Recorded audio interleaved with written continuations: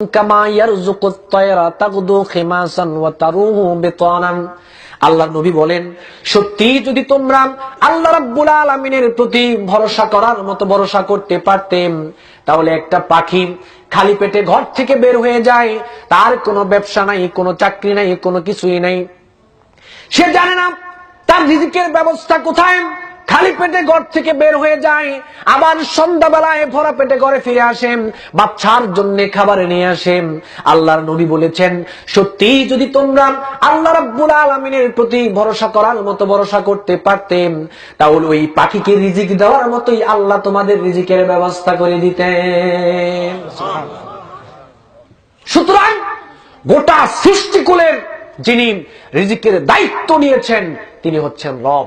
রব শব্দের 2 নম্বর অর্থ হচ্ছে রিজিক দাতা।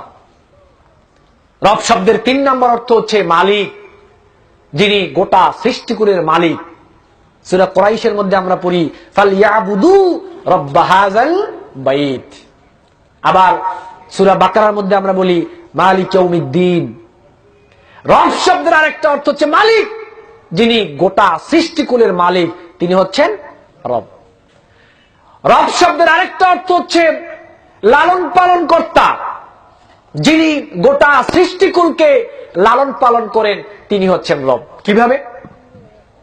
এই যে দেখেন একটা প্যান্ডেল, এটাকে টানানোর জন্য কতগুলো ঠিয়া লেগেছে, খুঁটি লেগেছে, কিন্তু বিশাল আসমান, কেউ কি কোনোদিন দেখেছেন এটাকে ধরে রাখতে কোনো খুঁটি লেগেছে? কারো চোখে পড়েছে? চোখে পড়ে নাই। তাহলে এত বিশাল আসমান কে ধরে রেখেছেন? সবাই বলেন, কে ধরে রেখেছেন? আল্লাহ রাব্বুল আলামিন ধরে রেখেছেন।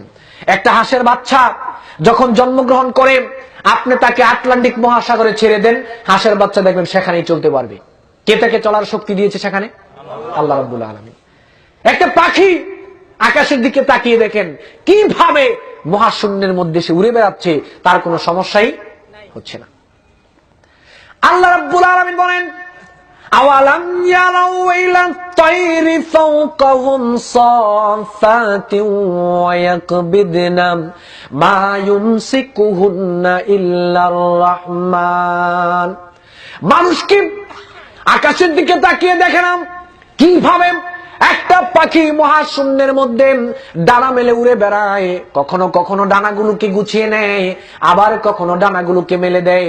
আল্লাহ রাব্বুল আলামিন বলেন, আমি আল্লাহর কুদরতের মাধ্যমেই তো আমি পাখিকে মহাশূন্যে বিচরণ রেখে দেই। তাহলে আল্লাহ সুবহানাহু ওয়া তাআলা লালন পালন কর্তা। রব্বির হামহুমা কামা রাব্বায়ানি সগীরা। আল্লাহ হচ্ছেন লালন পালন কর্তা, যিনি গোটা সৃষ্টিকুলের লালন পালন করেন, তিনি হচ্ছেন রব। তিনি কে? রব। রব শব্দের সবচেয়ে গুরুত্বপূর্ণ, যেটা না মানলেই নয়, মানতেই হবে, এটা হচ্ছে বিধানদাতা। রব শব্দের সবচেয়ে গুরুত্বপূর্ণ যেটা আপনাকে মানতেই হবে, এটা হচ্ছে বিধানদাতা, হুকুমদাতা, ওয়ারাদদাতা, যিনি গোটা সৃষ্টিকুলকে সৃষ্টি করেছেন, রিজিক দিয়েছেন, লালন পালন করছেন। গোটা সৃষ্টিকুলের মানুষ কিভাবে চলবে এটা কে বলবেন? সবাই বলেন, কে বলবেন? আল্লাহ রাব্বুল আলামিন বলবেন। আল্লাহ রাব্বুল আলামিন বলেন, রাব্বুনাল্লাযী আ'তা কুল্লা শাইইন খালকাহু সুম্মা হাদা।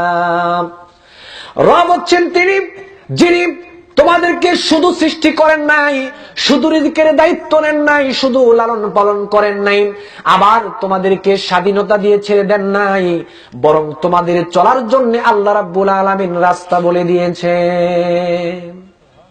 কিভাবে চলবেন আপনি দুনিয়ায় এসে, সেটা আল্লাহ রাব্বুল আলামিন বলে দিয়েছেন।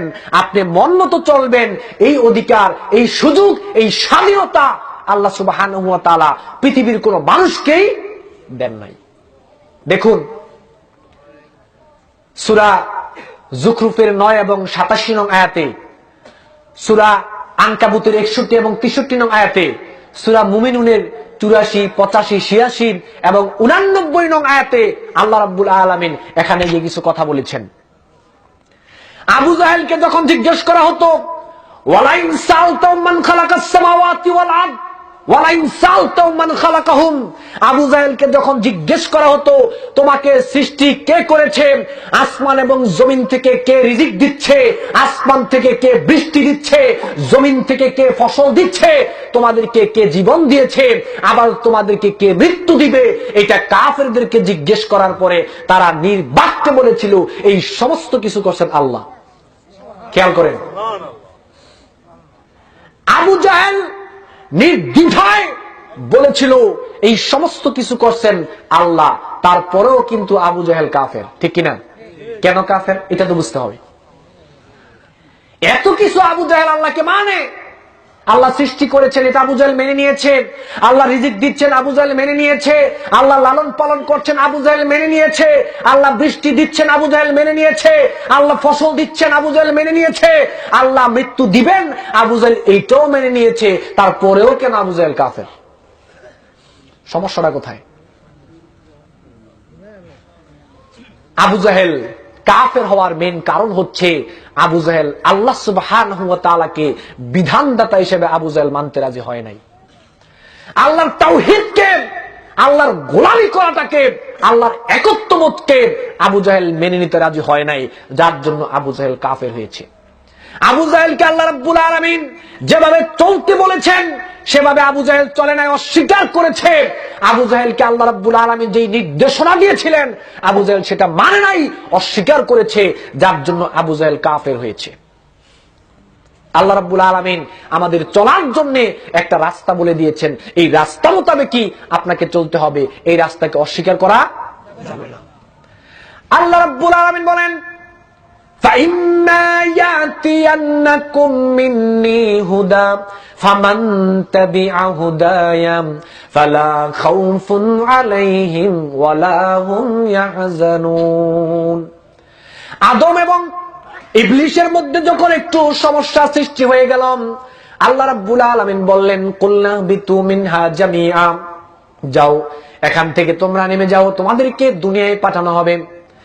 আদম টেনশনে পড়ে গেলেন যে ইবলিসের কারণে আমাকে জান্নাত থেকে বের হতে হয়েছে, সেই ইবলিসে তো দেখি আবার আমার সাথে দুনিয়ায় যাবে, সেখানে গিয়ে তো সে আবার সমস্যার সৃষ্টি করবে, আমার সন্তানদের সমস্যা করবে।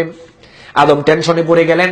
আল্লাহ রাব্বুল আলামিন বললেন টেনশন করার কোনো দরকার নাই, চিন্তা করার কোনো দরকার নাই, আমি তোমাদের জন্য একটা গাইডলাইন বলে দিব, একটা নির্দেশনা দিয়ে দিব।